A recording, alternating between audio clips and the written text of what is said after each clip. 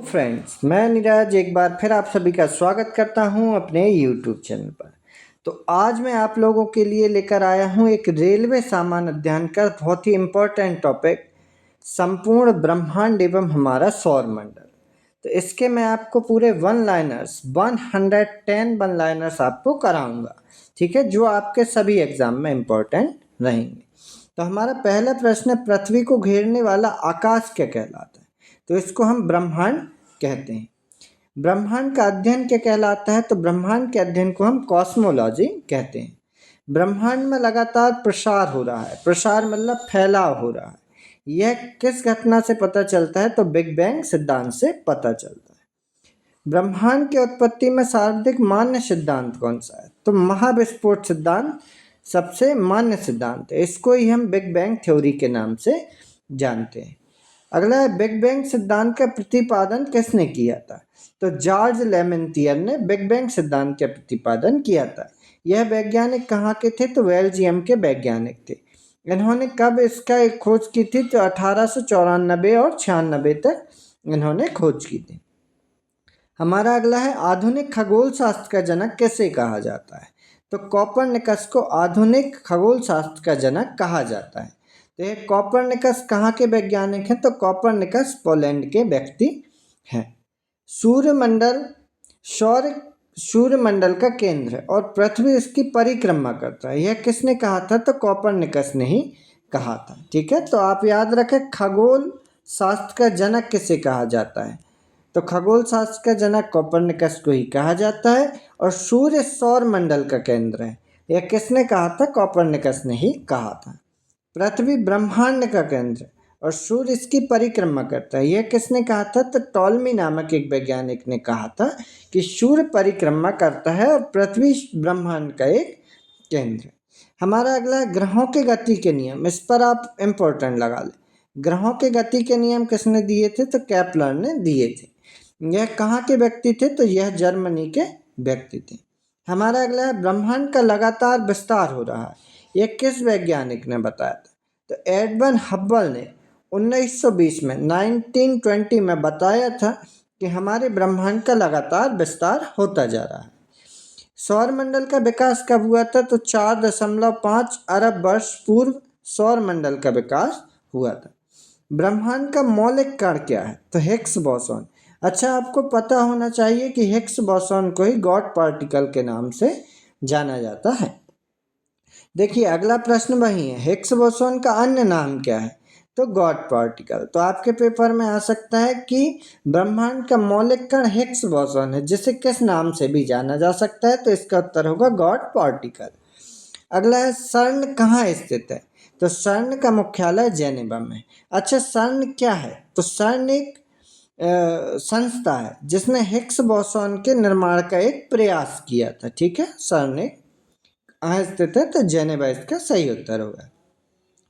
हमारे ब्रह्मांड की आयु कितनी है? तो 13 बिलियन वर्ष हमारे ब्रह्मांड की आयु है।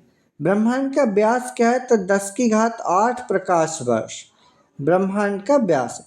अच्छा, आपको पता होगा प्रकाश वर्ष जो है वो लाइट का मात्रक नहीं है, यह काय का मात्रक है? तो दूरी का मात्रक है प्रकाश वर्ष।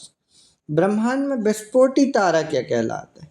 तो अभिनव तारा या सुपरनोवा को ब्रह्मांड में एक विस्फोटी तारा के नाम से जाना जाता है। सुपरनोवा क्या है? तो मृतप्राय तारे की विस्फोटक एक अवस्था है सुपरनोवा। हमारा अगला प्रश्न है, एक वर्ष में प्रकाश द्वारा तय की गई दूरी क्या कहलाती है? तो प्रकाश वर्ष कहलाती है। खगोलीय दूरी का सबसे बड़ा मात्रक क्या है? तो पारसेक। ठीक है, आप याद रखें कि पारसेक जो है वो खगोलीय दूरी का सबसे बड़ा मात्रक कहलाता है। एक पारसेक किसके बराबर होता है? तो 3.26 प्रकाश वर्ष के बराबर होता है। आप इसे ऐसा याद रख लें, 3 का गुणा 2 में करेंगे तो उत्तर आएगा 6। तो 3.26 प्रकाश वर्ष एक पारसेक बराबर होता है। प्रकाश वर्ष मात्रक है दूरी का। अभी मैंने आपको बताया था कि प्रकाश वर्ष काय का मात्रक है? दूरी का। ठीक है, आप इस पे इम्पोर्टेंट लगा लें, क्योंकि प्रकाश वर्ष जैसा नाम स्पष्ट हो रहा है तो आप लोग ऑप्शन में लाइट या प्रकाश देख कर उसको लगा देंगे। तो आप याद रखें, प्रकाश वर्ष काय का मात्रक है? तो दूरी का मात्रक है। एक प्रकाश वर्ष किसके बराबर होता है? तो 9.46 गुणे 10 की घात 12 किलोमीटर। यह किलोमीटर में है, यदि 12 लगा है तो किलोमीटर में, और मीटर में यदि आएगा तो 9.46 गुणे 10 की घात 15 मीटर हमें उत्तर लगाना पड़ेगा। आकाशगंगा या गैलेक्सी क्या कहलाती है? तो गैसों, बादलों, धूल कणों और अरबों तारों का समूह जो होता है वो हमारी गैलेक्सी या आकाशगंगा कहलाता है। हमारी आकाशगंगा का नाम क्या है? दुग्ध मेखला। आपने सुना होगा मिल्की वे, ठीक, मिल्की वे जो है उसे हम आकाशगंगा भी कहते हैं, ठीक है। हमारी आकाशगंगा का नाम दुग्ध मेखला है। अगला है हमारा सौर मंडल या सूर्य जिस आकाशगंगा में है उसे कहा जाता है तो दुग्ध मेखला। आपको इंग्लिश में लिखा आता है तो मिल्की वे आपको सही करना पड़ेगा। हमारी आकाशगंगा की आकृति कैसी है? तो हमारी आकाशगंगा की आकृति सर्पिलाकार। सर्पिलाकार मतलब स्पाइरल। आकाशगंगा की सबसे नज़दीकी मंदाकिनी का नाम क्या है? तो इसका नाम है देवयानी, ऐसे एंड्रोमेडा भी कहा जाता है। आकाशगंगा मंदाकिनी को सर्वप्रथम किसने देखा था?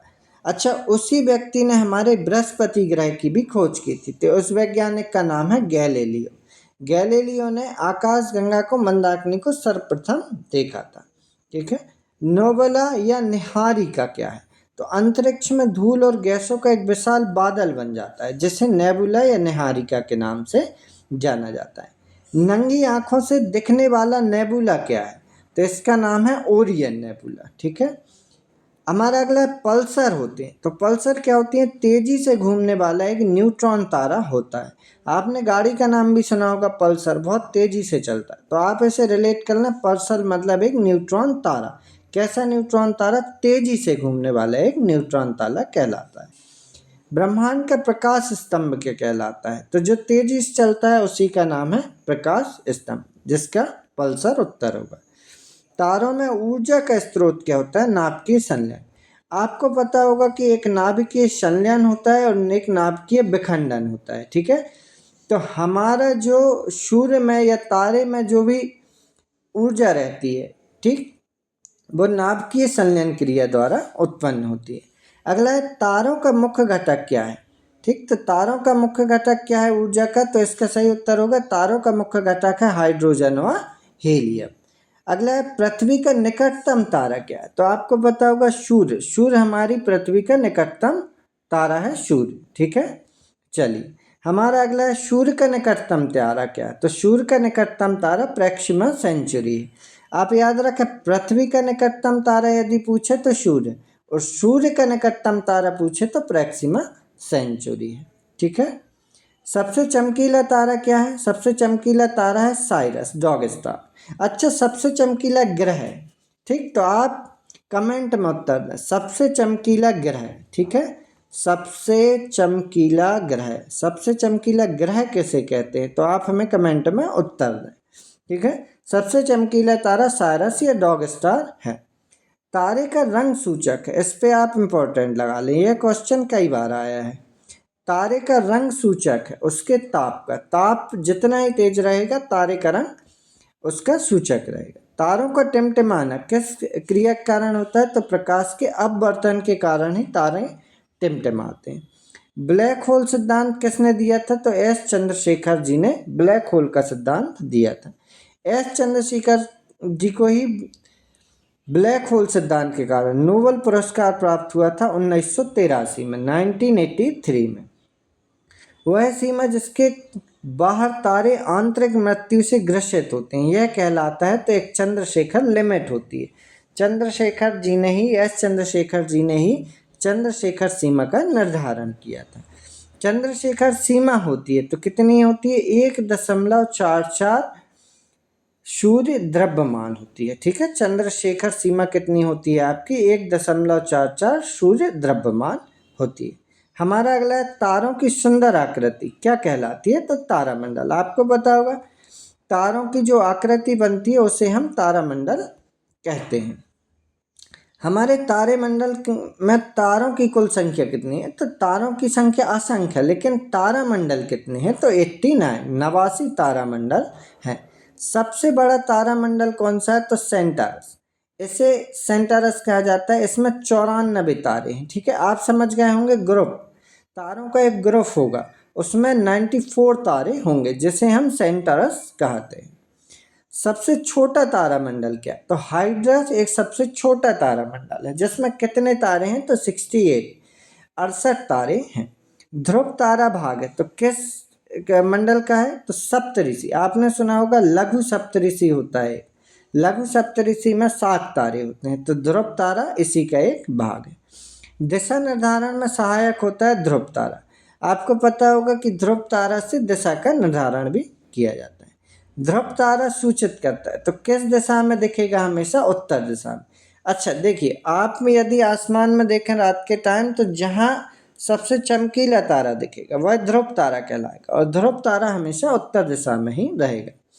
हम बात करते हैं धूमकेतु। धूमकेतु क्या कहलाता है? धूल, बर्फ या गैस से निर्मित एक पिंड को हम धूमकेतु कहते हैं, ठीक। अब धूमकेतु कितने वर्षों बाद दिखाई देता है? तो आप इसको इम्पोर्टेंट लगाएं, 76 वर्ष बाद धूमकेतु दिखाई देता है, ठीक। तो 76 वर्ष में दिखाई देने वाले धूमकेतु या पुच्छल तारे को हेली धूमकेतु कहते हैं। अंतिम बार कब देखा गया था? तो 1986 में देखा गया था। अब आप देखें 1986 में देखा गया था, अब इसमें आप यदि 76 और जोड़ दें तो अगला धूमकेतु हमें कब दिखाई देगा? तो 2062 में। आप जोड़कर देख लीजिए, 6 6 12 की 2 हासिल की 1, 16 की 6 हासिल की 1, 10 2, 2062 में हमें अगला हेली धूमकेतु दिखाई देगा। देखिए अगला प्रश्न वही है, हेली धूमकेतु पुनः कब दिखाई देगा? तो 2062 में। आप याद रखें, यदि प्रश्न बनता है तो पहला ये बनेगा कि हेली धूमकेतु कितने वर्षों में दिखाई देता है? तो 76 वर्षों में। पहली बार हेली धूमकेतु कब दिखाई दिया था? तो 1986 में दिखाई दिया था। अब पुनः हेली धूमकेतु कब दिखाई देगा? तो 1962 में दिखाई देगा। आकार के अनुसार ग्रहों का क्रम क्या है? घटते क्रम में, बृहस्पति, शनि, अरुण, वरुण, ठीक है। इसके बाद पृथ्वी, शुक्र, मंगल और बुध, ठीक है। यह घटते क्रम में है, ठीक है। घटते क्रम में मतलब पहले सबसे बड़ा 1 नंबर पे बृहस्पति होगा, दूसरे पे शनि होगा, तीसरे पे अरुण होगा, चौथे पे वरुण होगा, फिर पृथ्वी होगा, शुक्र होगा, मंगल होगा और बुध होगा। अब सूर्य से दूरी के अनुसार, सूर्य से दूरी के अनुसार ग्रहों का क्रम मतलब बढ़ते क्रम में बताना। तो पहले बुध होगा, फिर शुक्र होगा, फिर पृथ्वी होगा, फिर मंगल होगा।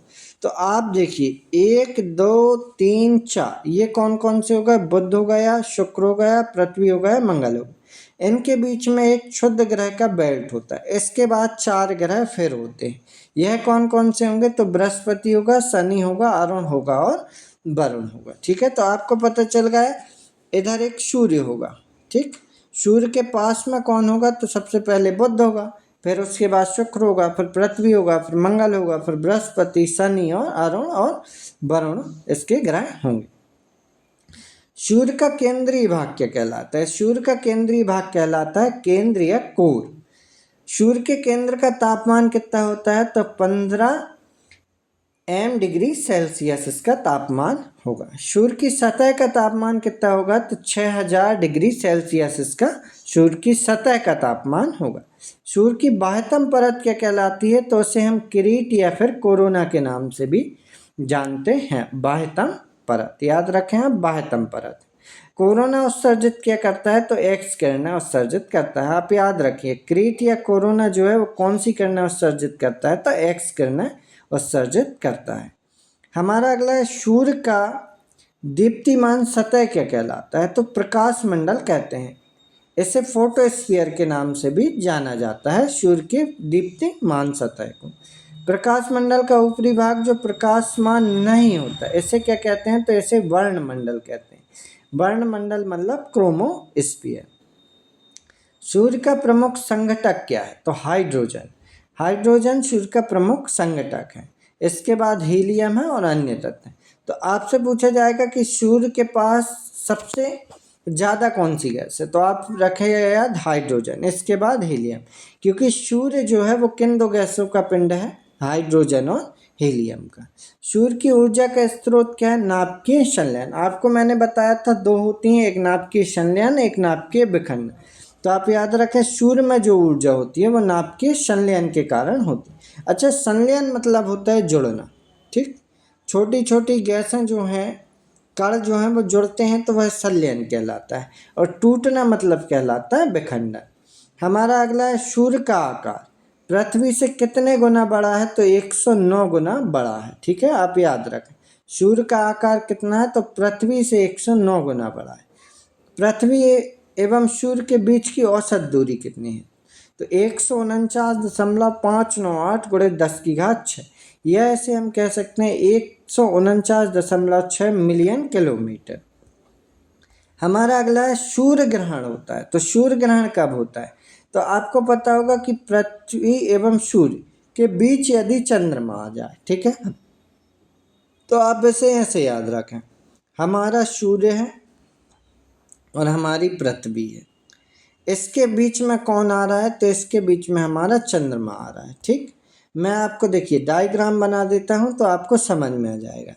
हमारा सूर्य है और हमारी पृथ्वी है, ठीक। हमारा सूर्य है और हमारी पृथ्वी, इसके बीच में एक चंद्रमा आ जाए, ठीक। मैं चंद्रमा ऐसा बना रहा हूँ जिससे आपको याद रहेगा। सूर्य और पृथ्वी के बीच कौन आ गया है, चंद्रमा आ गया है। यदि बीच में चंद्रमा आ गया है तो चंद्र ग्रहण आ गया है, ठीक है। चंद्रमा यदि आ जाता है तो सूर्य ग्रहण आ जाता है। हमारा अगला है चंद्र ग्रहण कब होता है।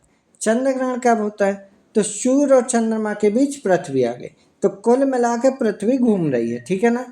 यदि पृथ्वी घूम रही है तो पृथ्वी बीच में आ जाती है। किस किस के बीच में आ जाती है, सूर्य और चंद्रमा के बीच में यदि पृथ्वी आ जाती है तो चंद्र ग्रहण हो जाता है, और सूर्य और पृथ्वी के बीच में यदि चंद्रमा आ जाता है तो सूर्य ग्रहण हो जाता है।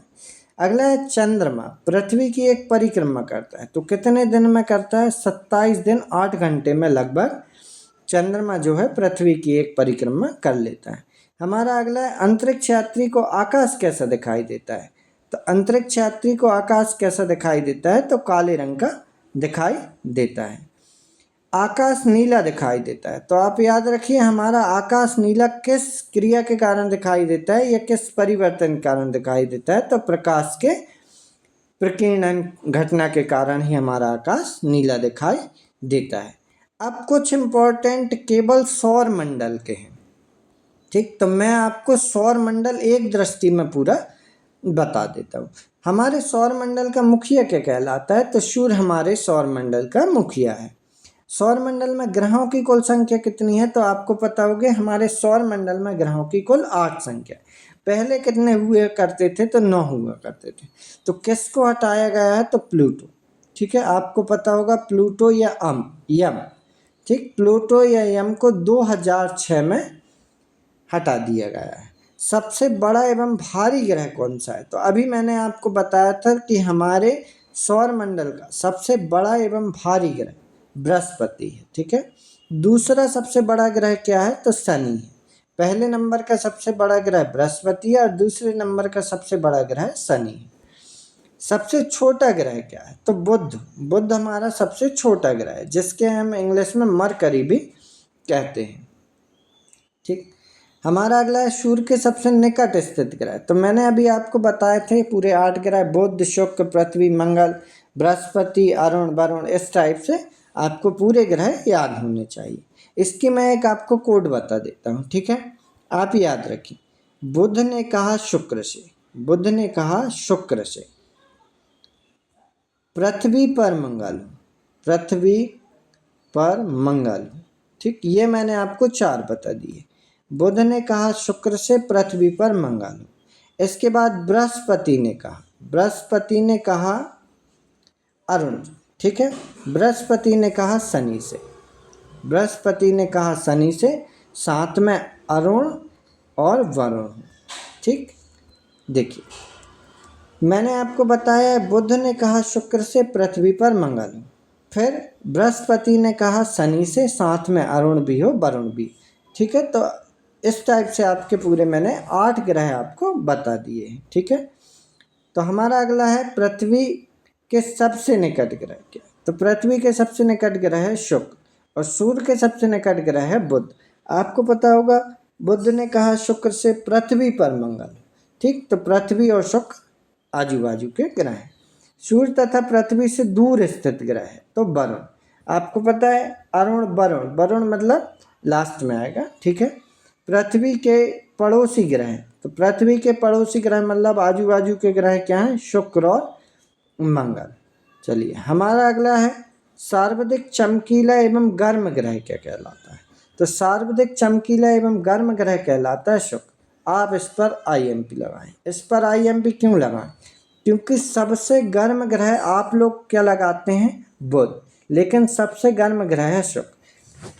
इसका कारण क्या है, तो इसका कारण ये है कि बुध जितने जल्दी गर्म होता है उसमें कुछ ऐसी गैसेस होती हैं जो उसे बहुत जल्दी ठंडा भी कर देते हैं, इसलिए सबसे गर्म ग्रह हम क्या लगाएंगे, तो इसका उत्तर हम शुक्र लगाएंगे। और चमकीला ग्रह शुक्र कहलाता है। सर्वाधिक ठंडा ग्रह क्या है, तो जो सबसे दूर ग्रह होगा, वरुण हमारे सबसे दूर है तो नेपच्यून सबसे ठंडा ग्रह होगा। वरुण ग्रह की खोज किसने की थी, जॉन गैले द्वारा 1846 में वरुण ग्रह नेपच्यून ग्रह की खोज की गई थी। सर्वाधिक उपग्रहों वाला ग्रह क्या है, तो बृहस्पति, 92 इसके उपग्रह हैं, ठीक। देखिए इसका कोई निश्चित नहीं होता है, ठीक। क्या है, बीच में यदि किसी ग्रह के और उपग्रह मिल जाते हैं, जैसे शनि के मिल गए थे तो बीच में शनि हो गया था, फिर बृहस्पति के मिले तो बृहस्पति हो गया था, ठीक। तो आप याद रखें सर्वाधिक उपग्रह वाले ग्रह कौन सा है, बृहस्पति 92। बिना उपग्रह वाला ग्रह कौन सा होगा, तो बुध और शुक्र। अच्छा बिना ग्रह उपग्रह वाला कैसे हो सकते हैं, तो आप ऐसा याद रखें, जो सबसे ज़्यादा सूर्य के पास रहे, इनके पास थे उपग्रह, लेकिन क्या है तापमान इतना अधिक था कि इनके सारे उपग्रह जो हैं वह जल गए, ठीक है। तो अब हमारे बुध और शुक्र के पास कोई भी उपग्रह नहीं बचा है, ठीक है। लाल एवं हरा ग्रह क्या कहलाता है, तो आपको पता होगा मंगल ग्रह। मंगल ग्रह को लाल ग्रह कहते हैं और वरुण ग्रह को हरा ग्रह कहते हैं, ठीक है। पीला ग्रह एवं नीला ग्रह कैसे कहते हैं, तो पीला ग्रह हम बृहस्पति को कहते हैं। आप याद रखिए पीला ग्रह बृहस्पति को कहते हैं और नीला ग्रह हम पृथ्वी को कहते हैं। अच्छा पृथ्वी को नीला ग्रह क्यों कहते हैं, क्योंकि पानी की मात्रा के कारण नीला ग्रह कहा जाता है। अब लेटा हुआ ग्रह किसे कहते हैं, तो आप याद रखें लेटा हुआ ग्रह हम अरुण को कहेंगे। अरुण मतलब यूरेनस को हम कहेंगे लेटा हुआ ग्रह। इस पर भी आप IMP लगा लें।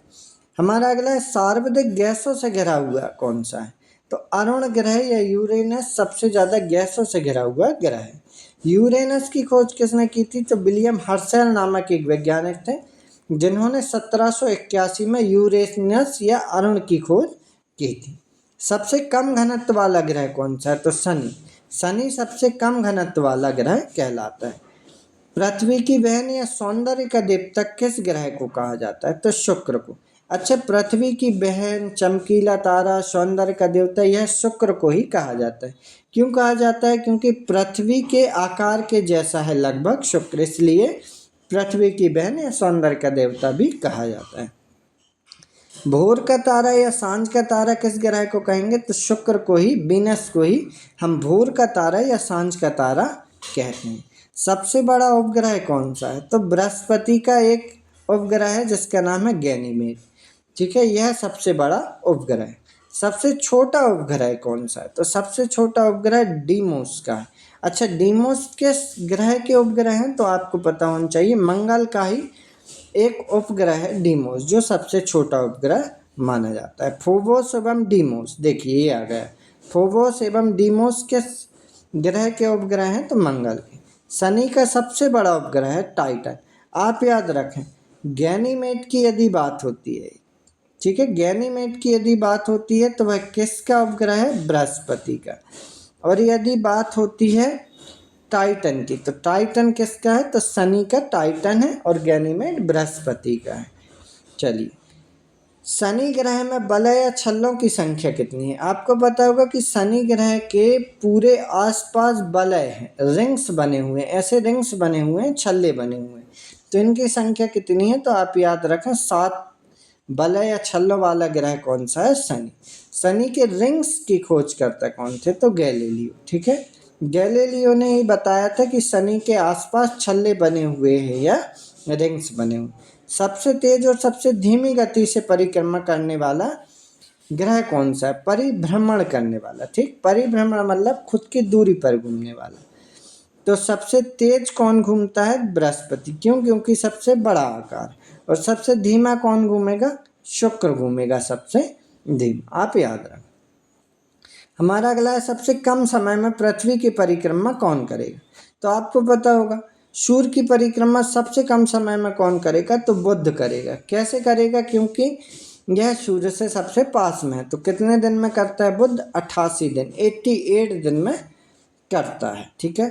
पृथ्वी के विपरीत दिशा में, मतलब पूर्व से पश्चिम में चक्कर लगाने वाला कौन से ग्रह है? तो शुक्र और अरुण। आपको पता होगा केवल 2 ग्रह जो पूर्व से पश्चिम घूमते हैं, बाकी सारे ग्रह जो हैं वह पश्चिम से पूर्व घूमते हैं। तो यह इंपॉर्टेंट क्वेश्चन है, पृथ्वी के विपरीत दिशा में, मतलब सूर्य से पूर्व से पश्चिम कौन घूमता है? तो शुक्र और अरुण घूमते हैं। पृथ्वी के सबसे निकटतम तारे का प्रकाश पृथ्वी तक पहुंचने में कितना समय लगता है? तो आपको पता होगा 4.2 वर्ष पृथ्वी के सबसे निकटतम तारे का प्रकाश पृथ्वी तक पहुंचने में 4.2 वर्ष लगाता है।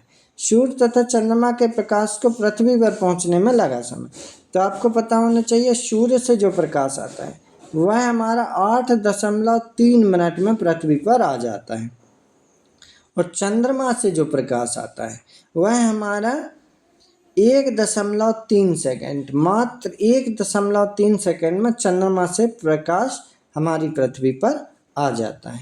हमारा अगला है, भू स्थिर उपग्रहों की संख्या कितनी है? ठीक, तो भू स्थिर उपग्रहों की ऊंचाई, संख्या नहीं, ऊंचाई। भू स्थिर उपग्रहों की ऊंचाई कितनी है? 36,000 किलोमीटर। क्षुद्र ग्रह स्थित हैं, तो मैंने आपको अभी डायग्राम बनाया था। 4 ग्रह के बीच में क्षुद्र ग्रह की पट्टी होती है, ठीक, मंगल और बृहस्पति, बुध शुक्र पृथ्वी मंगल, इधर मंगल होगा और इधर बृहस्पति होगा। इन दोनों के बीच में क्या है? एक क्षुद्र ग्रह का बेल्ट होता है। सबसे बड़ा क्षुद्र ग्रह क्या है? तो इसका नाम है सेरेस। इसकी खोज किसने की थी? पियाजे ने, ठीक है। चलिए, हमारा अगला है, पृथ्वी का एकमात्र उपग्रह। तो आपको पता होना चाहिए हमारी पृथ्वी का एकमात्र उपग्रह है चंद्रमा, सी ऑफ ट्रंक्विलिटी, ठीक, आप याद रखें, शांत सागर कहते हैं। सी ऑफ ट्रंक्विलिटी कहाँ है? तो चंद्रमा पर। यह भी क्वेश्चन आपसे कई बार पूछा गया है, सी ऑफ ट्रंक्विलिटी कहाँ है? तो चंद्रमा पर। बौना ग्रह क्या है? तो प्लूटो। मैंने अभी आपको ऊपर बताया था, तो प्लूटो 9वां ग्रह। इस प्लूटो या यम को सेरेस एरेस भी कहा जाता है। इस, ठीक है, इसको कब हटा दिया गया था ग्रहों की श्रेणी से? तो 2006 में। मैंने आपको ऊपर बताया था 2006 में प्राग गणराज्य की एक बैठक हुई थी। इसमें 1930 में प्लूटो की खोज हुई थी, और प्लूटो को 2006 में इसको हटाकर एक बौना ग्रह की श्रेणी में रख दिया गया था। यदि आपको वीडियो पसंद आती हो, मैंने आपके लिए पूरे सौर मंडल के पूरे क्वेश्चन आपको हमारे ब्रह्मांड और सौर मंडल के सॉल्व कराएं। यदि आपको वीडियो पसंद आती हो तो इस वीडियो को शेयर करें, लाइक करें और मेरे चैनल को सब्सक्राइब करना ना भूलें। Thank you very much.